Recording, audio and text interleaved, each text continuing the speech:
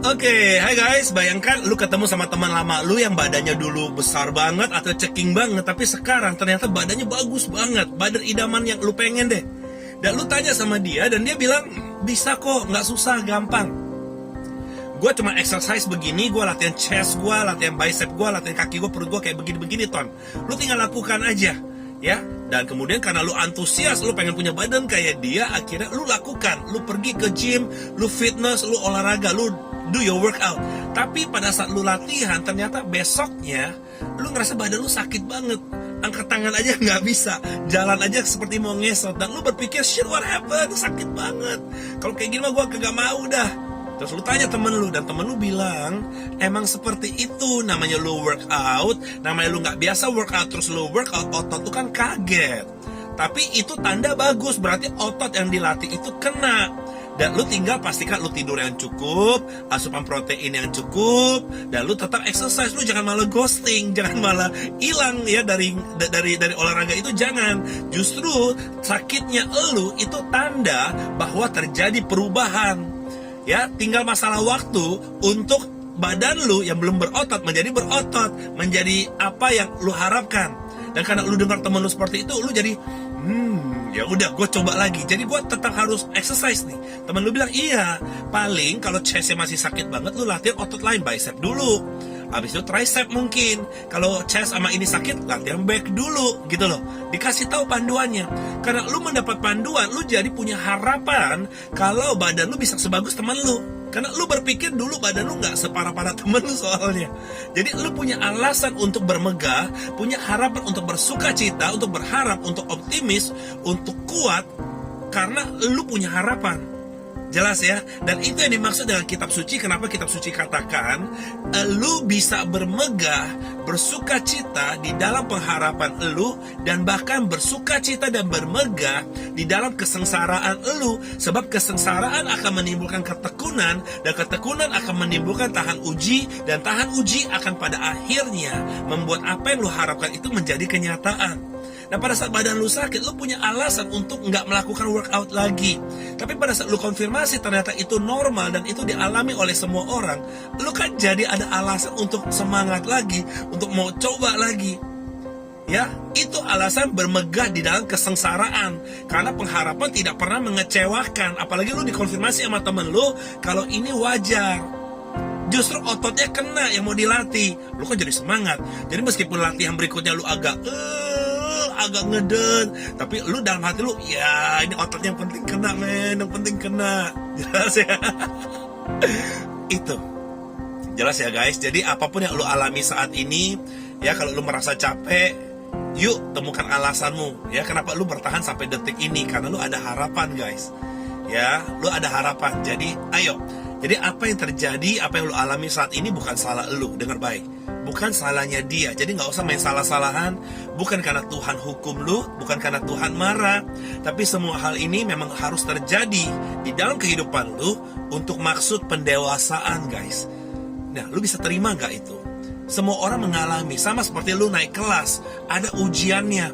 Dan ketika ujian, ya lu sendiri, lu latihan di situ, kasih yang terbaik di situ, kasih respon yang baik di situ. Tapi jangan give up. Capek nggak apa-apa, lelah nggak apa-apa, but you don't stop. You don't stop. Jelas ya? Karena memang ini harus terjadi buat maksud pendewasaan. Bayangin gini guys, lu setiap hari dibully sama preman, lu takut setengah mati, kemudian lu ketemu sama temen lu, dan ternyata temen lu jadi pejabat besar guys. Jadi pejabat besar, dan lu cerita, dan temen lu bilang, kurang ajar ya, lu digituin ya. Oke, nanti lu tenang aja ya Ton, lu tenang aja, nanti gue akan atur anggota gue akan pastiin lu gak diganggu lagi. Nah, pertanyaan gue adalah, itu akan memberikan relief gak ke lu?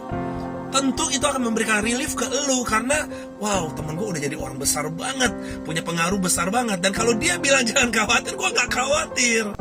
Dan gue tetap akan pulang, dan suka nggak suka, lu akan tetap ketemu preman yang sama. Lu akan ketemu orang yang bully lu selama ini. Tapi bedanya, mental lu sudah berubah. Dulu lu takutnya setengah mati, tapi karena lu udah laporan sama backing, dan backing lu bilang jangan khawatir, ntar gue aturin dalam waktu dekat ini. Nah, mendadak pada saat orang itu mau coba bully lu lagi, lu kan pasti udah deh, lu jangan bully gue deh, mending lu berhenti deh cari korban lain ya, kalau nggak lu nyesel lo. Nah, mendadak kita jadi bisa ngomong gitu. Masalahnya masih ada nggak? Ada. Tantangannya masih ada nggak? Ada, gitu loh. Tapi sikap lu udah berbeda karena ada harapan, ada satu keyakinan bahwa ada pertolongan yang akan datang. Pertolongannya belum datang, tapi lu udah yakin. Itu yang dimaksud bermegah di dalam kesesakan. Kenapa? Karena ujungnya pengharapan. Lu bisa lihat ujungnya, preman-preman ini, orang yang bully lu ini nggak akan ada lagi. Ujung-ujungnya lu akan aman. Lu tahu itu. Dan karena lu bersikap seperti itu, tentu itu akan melahirkan ketekunan. Mental lu akan lebih kuat. Lu akan menjadi tahan uji. Dan pada akhirnya kita tahu, ketika pertolongan itu datang, lu pun sudah siap. Cara lu menghadapi semuanya sudah berbeda. Cara lu melihat kondisi yang sedang terjadi sudah berbeda. Dan ketika itu terjadi, ketika pertolongan sudah datang, kehidupan ini punya satu misi untuk lu. Supaya dari kehidupan lu yang dipulihkan, lu bisa memulihkan orang lain. Supaya dari kehidupan lu yang diberkati, lu memberkati. Lu gak usah pinter khotbah, gak usah ngapal ayat. Ya bisa hafal bagus, tapi enggak juga gak apa-apa. Ya karena kehidupan ini akan membawa orang-orang yang seperti elu, yang lagi frustasi, lagi tertekan kayak elu. Dan di saat itu lu akan bilang, dulu gue kayak elu men, tapi jelas ya. Dan itu inti pelajaran dari pertemuan New Life kemarin yang udah kita bahas dari Roma 5 ayat 1 sampai 5. Alasan kenapa kita harus bermegah, karena ada Christ yang menjamin hari depanmu penuh pengharapan dan tidak pernah ada dalam rancangan Bapa untuk bikin lu susah. Lu susah karena lu sendiri, but that's okay. Karena Tuhan semesta alam mau campur tangan supaya itu bisa mendatangkan kebaikan buat lu. Jelas ya? Dan kitab suci udah bilang, ayo tetap teguh, tetap bertahan dalam pengharapan. Karena mau nggak mau, harapanlah yang bikin lu bergerak, harapanlah yang bikin lu kuat, harapanlah yang membuat lu mau coba lagi. Jadi hari ini, di Power Talk hari ini, gue cuma mau sampaikan itu. Apapun yang alami, it's a good thing. It's a good thing. Jadi tetap bersabar, bermegah dalam pengharapan lu. Lu udah bertahan selama ini, jangan nyerah sekarang. Ya, ayo ingat lagi kenapa lu kuat, kenapa lu memutuskan untuk bertahan, demi siapa? Kalau bukan demi lu, demi orang yang di sekitar lu, yang lu pengen lihat tersenyum deh, boleh nggak lu kuat demi mereka? Ingat, lu bisa bermegah di dalam kesengsaraan lu bisa bermegah di dalam kondisi yang gak enak saat ini, sebab lu tahu, this is not how your story end. Endingnya itu akan bagus guys. Dan itu alasan kenapa lu gak boleh give up. Itu alasan kenapa lu harus bertahan, bersuka cita, dan mengucap syukur, dan terus upgrade diri lu, terus koreksi diri lu sampai pertolongan itu datang. Dari gue, Tony Chia, dari New Life Ministry. Dan doa yang terbaik saya buat kalian semuanya. Dan pastikan kalian follow Instagramnya Tony Chia, TONNYCIA, dan juga Instagram ministrinya di newlife.indonesia. Till then, doa yang terbaik saya supaya bahagiamu dipermudah, diperbesar, dan diperlancar, dan semua yang baik yang kamu harapkan bisa dijadikan terjadi, direalisasikan dalam waktu yang secepat-cepatnya. Bye-bye.